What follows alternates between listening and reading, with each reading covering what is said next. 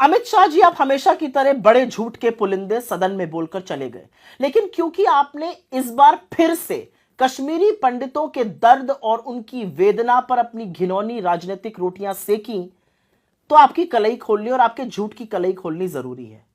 कश्मीरी पंडितों की बात कर रहे हैं आप, कश्मीरी पंडितों के पलायन की बात कर रहे हैं। जब 1990 में कश्मीरी पंडितों का पलायन हो रहा था, तब विश्वनाथ प्रताप सिंह की सरकार थी केंद्र में, जो आपके समर्थन से चल रही थी। आपने समर्थन वापस क्यों नहीं लिया? असलियत यह है कि उस सरकार में गृह मंत्री मुफ्ती मोहम्मद सईद थे, जिनको आपने मुख्यमंत्री बनाया। असलियत यह है कि वहां पर गवर्नर जगमोहन थे, जिनको आपने केंद्र सरकार में मंत्री बनाया। असलियत तो यह है कि आपने समर्थन वापस 7 अगस्त 1990 में लिया, कश्मीर के मुद्दे पर नहीं, कश्मीरी पंडितों के मुद्दे पर नहीं। मंडल कमीशन की रिपोर्ट को स्वीकार किया था विश्वनाथ प्रताप सिंह की सरकार ने, इसलिए आपने समर्थन वापस लिया। तो आप पिछड़ा विरोधी तभी से थे। आप कश्मीरी पंडितों की बात करते हैं। आज कश्मीरी पंडितों की जिस तरह से टारगेटेड किलिंग हो रही है, शायद पहले कभी हुई हो। राहुल भट्ट से लेकर मिस बाला तक की टारगेटेड किलिंग हुई।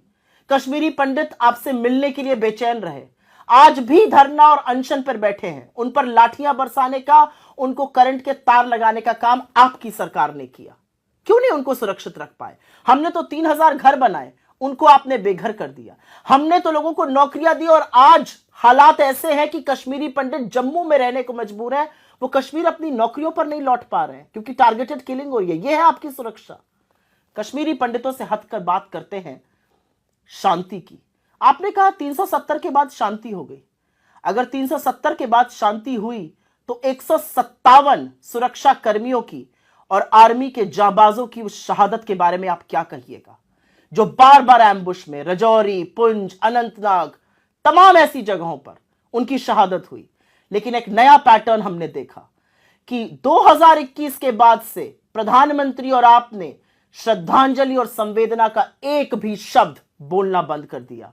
असलियत तो यह है कि जब 2 जाबाज जवान कैप्टन्स की शहादत होती है और उनके शव घर आते हैं तो प्रधानमंत्री सोटी करते हैं। असलियत तो यह है कि जब एक मेजर, एक कर्नल, एक डीएसपी की शहादत होती है आतंकवादियों के हाथ, तब प्रधानमंत्री कोई जश्न मना रहे होते हैं भाजपा के हेडक्वार्टर में। आप बात करिएगा आतंकवाद की। चलिए आतंकवाद पर बात कर लेते हैं। समझाइएगा किसी को कि सैफुल्लाह फारूक जो 10 साल तक जेल में था, पाकिस्तान परीक्षण लेके आया, मसूद अजहर का बड़ा शिष्य, उसको आपने निकायिक चुनाव का टिकट क्यों दिया? आपने तारिक अमीर को विधायकी का टिकट क्यों दिया? उनका ट्रैक रिकॉर्ड कोई जानता नहीं है क्या? आपने तालिब हुसैन के साथ मंच कैसे साझा किया? और आपने आसिया अंद्राबी को बेटी बचाओ बेटी पढ़ाओ का ब्रांड एम्बेसडर बना के उसके पोस्टर लगवाए। वो पाकिस्तान जिंदाबाद और उनके समर्थन के नारे लगवाती है और पाकिस्तान जाकर ट्रेनिंग पाके आती है। यह है आपका वतन परस्ती, यह है आपकी असलियत। बता पाएंगे कि बार बार आप आतंकवादियों को गले क्यों लगाते हैं? और एक बात और, ऐसा क्यों होता है कि जब जब भाजपा की केंद्र में सरकार होती है तभी रघुनाथ टेम्पल पर प्रहार होता है, तभी अमरनाथ यात्रा पर प्रहार होता है, हमला होता है? ऐसा क्यों है? किसको बचा पाए आप कश्मीर में? ना आप कश्मीरी पंडितों को बचा पाए, ना वहां पर आप शांति बहाल कर पाए। और क्योंकि आप चुप रहेंगे तो सच नहीं बदल जाएगा कि कश्मीर में आज भी हमारे जाबाज शहीद हो रहे हैं। और जब तक आप इन बातों का जवाब नहीं दीजिएगा, कश्मीरी पंडितों पर और पिक्चरों की और पिक्चर हॉल की बात मत करिए, क्योंकि असली पिक्चर तो देश देख रहा है। और देश देख रहा है कि आज भी आपकी नाक के नीचे टारगेटेड किलिंग होती है, आज भी आपकी नाक के नीचे जाबाजों की शहादत होती है, आज भी आपकी नाक के नीचे आप दुर्दांत आतंकवादियों को गले लगाते हैं। जब यह सब करना बंद कीजिएगा, तब कश्मीर पर अगली बार बात कीजिएगा।